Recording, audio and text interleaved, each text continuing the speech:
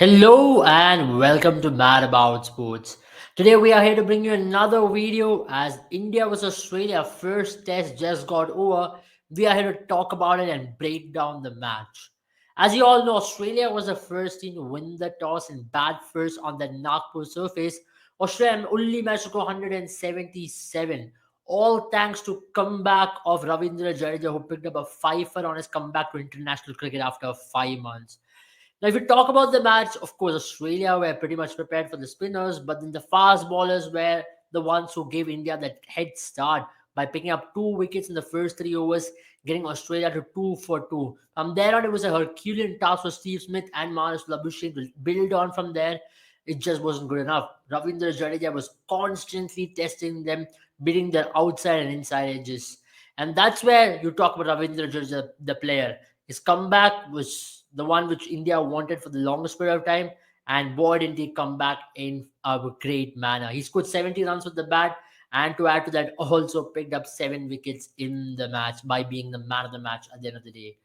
Now, to be talking about the pitch, let's start by talking about the whole hue and cry was regarding the pitch on the day before the game, and let's understand the degree of turn which was possibly generated on day one to understand was it really a big rank turner as we expected it to be, or was it just a mere pitch as any other pitch? Now, if you look at the degree of turn which we have on your screen right now, you can understand that it is comparatively the least turned pitch in the last couple of years in Indian home season. If you look at India versus England pitches from Chennai to Ahmedabad, those pitches took a lot more turn. And also a Sri Lankan test match where India played Sri Lanka in Bangalore, that took a lot more turn as well. In comparison to that, on day one, because I'm bringing the day one stat primarily because day one is when you really adjudge the pitch. The best way in which a pitch can play out is on day one. From there on, it'll start deteriorating. Then you'll of course expect the pitch to turn on day two, day three as well. So on day one, the degree of turn has been just 2.6 degree, and that's comparatively very less when you compare it with the series which India played against England, the series which India played against New Zealand, and if you remember the New Zealand series, the match which India played against New Zealand on day one in Mumbai, you also saw Ajaz Patel picking up 10 wickets over there. And the Bangalore test match, the pink ball test match, though Bumrah picked up 5 wickets in that match, but primarily if you remember the match, it was taking a lot of turn on day one where the ball was turning from a particular angle and which was putting the batters under tremendous pressure. And with the pink ball skidding along, that was a very tough cut. Those were really tough conditions for batters to bat as well. But here on day one, was it a pitch where Australia could have gotten all of a 177? You could say definitely not. And that is where you feel like Australia have really underperformed themselves in this first game. They really couldn't get going. At no point really, you really felt like Australia were there to put complete dominance on Indians.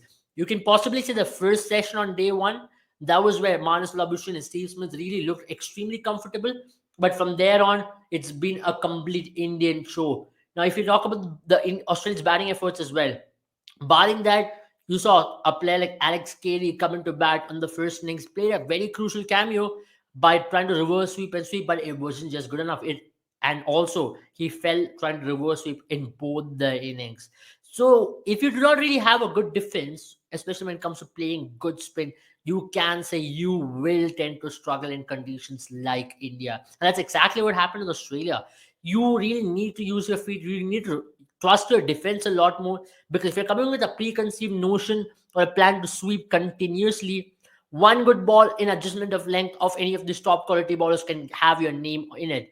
And also trying to play with a positive intent, which also means trying to use your feet a lot more, trying to rotate the strike. You saw whenever batters tried to play with a positive intent, runs kept coming, and that was possibly a leaf which Australia can take forward.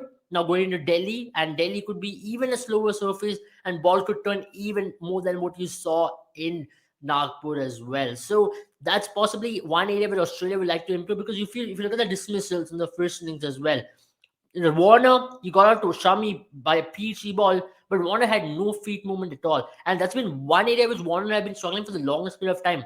A right arm bowler coming around the wicket trying to trouble Warner. It's been a particular pattern which has been built upon Warner. You saw Jofra Archer troubling Warner a lot of times.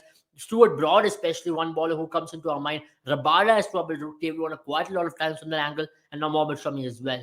Now, when we talk about players like Peter Hans But Peter Hanscom, and also when you talk about someone like a Matt Renshaw, they really were nowhere, especially when they try to play those shots as well in the first innings.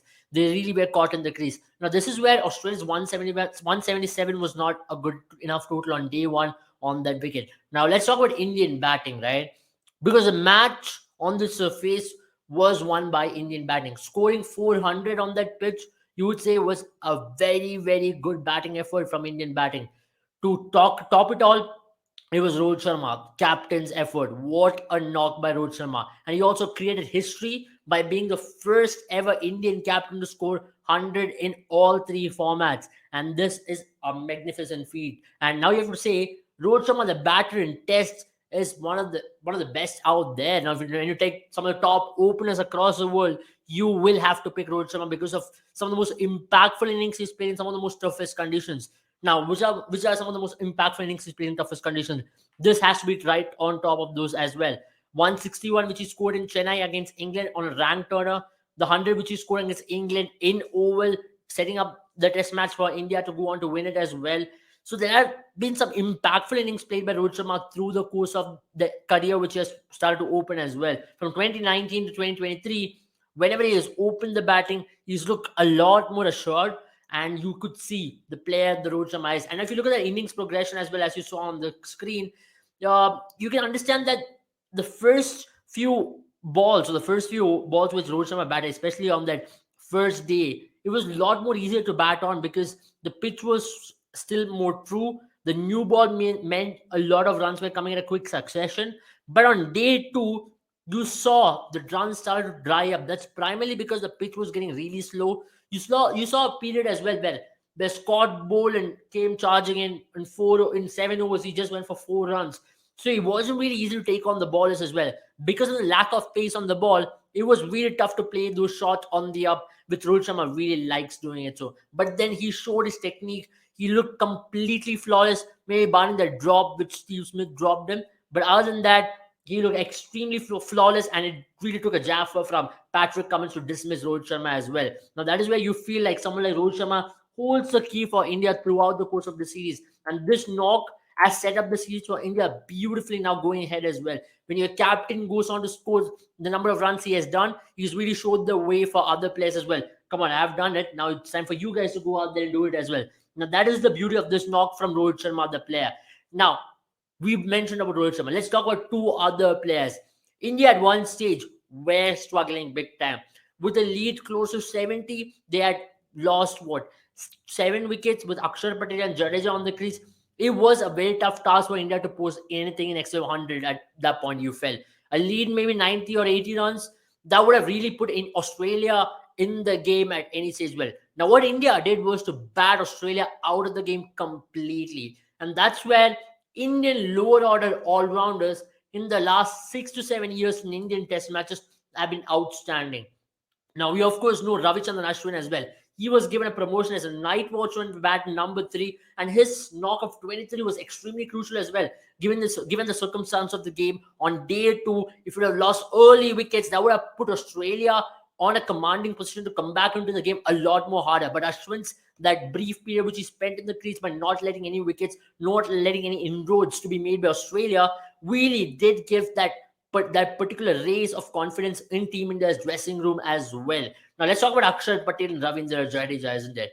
They've been outstanding for Team India throughout, and even in this Test match, you have to say Akshar Patel was beautiful, and his batting has really risen up to occasion as well.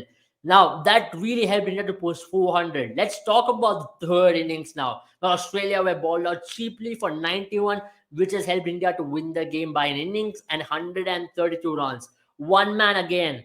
Of course, Ravichandran Ashwin, he was a man who was talked about the most prior to the game, where even they hired a bowler from Baroda named Mahesh Pitya to train against Ravichandran Ashwin. But Ravichandran Ashwin again proved his class by picking up another fifer, which makes it his 32nd fifer in test matches. And also in the first innings, he became the fastest to 450 wickets. Now that means he's become the fastest to every 50 count. Fastest to 50, fastest to 100, fastest to 200, 250, 300, 350, 400, and 450 now.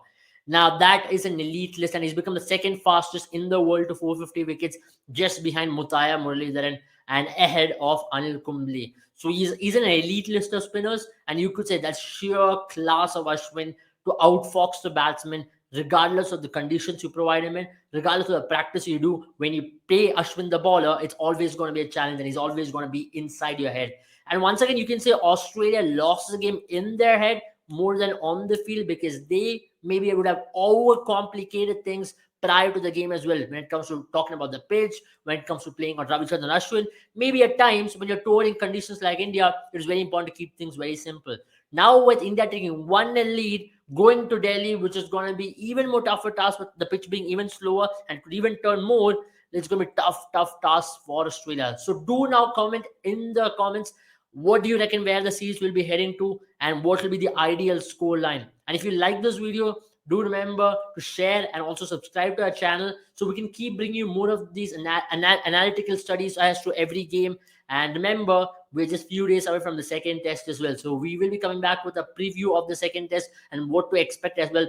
But for Australia, there are some positives, as Josh Hazelwood would be possibly fit, and also Mitchell Stark has arrived in Delhi. So their addition to the team will extremely be very good for Australian team. But it's going to be very interesting to see if Australia play three spacers in Delhi when there are spinner friendly conditions, or will Australia try to go with someone like an Ashton Agar, who's a left arm spinner who can possibly trouble a lot of Indian right handers. That's it from us. Have a good time, all of you.